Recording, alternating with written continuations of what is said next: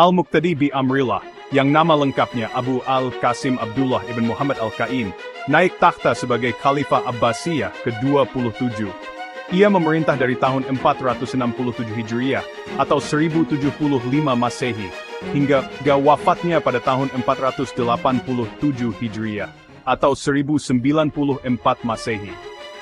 Ia melanjutkan posisi ayahnya sebagai khalifah nominal dalam sistem kekuasaan yang berada di bawah dominasi dinasti Seljuk. Pada masa pemerintahannya, hubungan antara Istana Abbasiyah dan para Sultan Seljuk tetap bersifat kompleks, kadang harmonis, namun di waktu lain sangat menegangkan. Masa pemerintahannya berlangsung pada saat puncak kejayaan Sultan Alp Arslan, dan kemudian digantikan oleh Malik Shah, dua penguasa besar Seljuk. Secara umum, Al-Muqtadi tetap menjaga peran spiritual dan simbolik kekhalifahan, sementara kekuasaan eksekutif dan militer dijalankan oleh para Sultan Seljuk.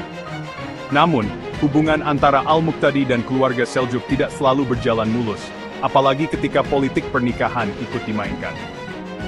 Salah satu peristiwa penting adalah ketika Al-Muqtadi dipaksa untuk menikahi putri Sultan Malik Shah.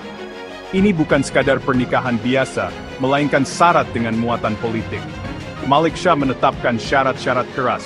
Al-Muqtadi harus menceraikan seluruh istrinya dan selir-selirnya, serta berjanji tidak akan menikah lagi selama menjadi suami sang putri Seljuk. Hal ini menyebabkan ketegangan internal di lingkungan Istana Abbasiyah, karena berarti dinasti Abbasiyah tidak dapat lagi dengan bebas mengatur garis keturunan khalifah. Saat istri Seljuk itu melahirkan seorang anak laki-laki, dan kemudian pulang ke rumah ayahnya, hubungan antara Istana Abbasiyah dan Seljuk memburuk drastis. Ketegangan itu berpuncak ketika Al-Muqtadi merasa tak lagi punya ruang kendali atas istananya sendiri. Nizam Al-Mulk, wazir besar Seljuk, turut berperan dalam membatasi ruang geraknya. Al-Muqtadi, yang sebenarnya dikenal sebagai khalifah saleh, bijak, dan menjaga syariat, akhirnya lebih banyak berperan dalam penguatan aspek keilmuan dan keagamaan, ketimbang urusan politik praktis. Selama pemerintahannya, Baghdad tetap menjadi pusat ilmu pengetahuan dan keagamaan, dengan aktivitas madrasah Nizamiyah mencapai masa kejayaan.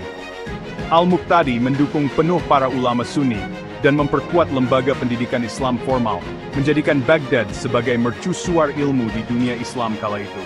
Setelah wafatnya pada tahun 487 Hijriah, atau 1094 Masehi, Al-Muqtadi digantikan oleh cucunya, Al-Mustazir Billah.